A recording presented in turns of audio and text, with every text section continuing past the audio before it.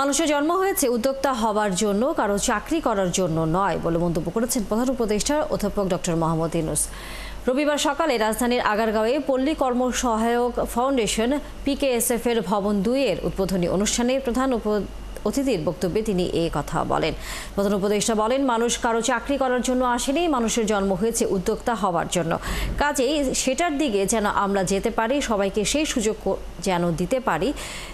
তিনি বলেন, এখন মানুষ বহু রকমের উদ্যোক্তা হয়েছে, আমরা কারো তালিকা করে রাখিনি, কাজেই তা আরও সুযোগ আসছে। এর বড় কারণ হলো প্রযুক্তি আমাদেরকে সমস্ত কাজে একেবারে বিশ্বের সাথে যুক্ত করে দিয়েছে। এখন প্রযুক্তিকে ব্যবহার করার সময় এসেছে।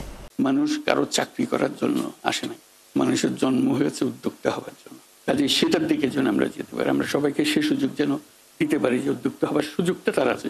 এই সুযোগটা নিল কিনা? এখনো বহু রকমের মানুষ উদ্যোক্তা হয়েছে, বহু রকমের, আমরা তালিকাও করে রাখি নাই কারো, এরকম পর্যায়ে গেছি আমরা।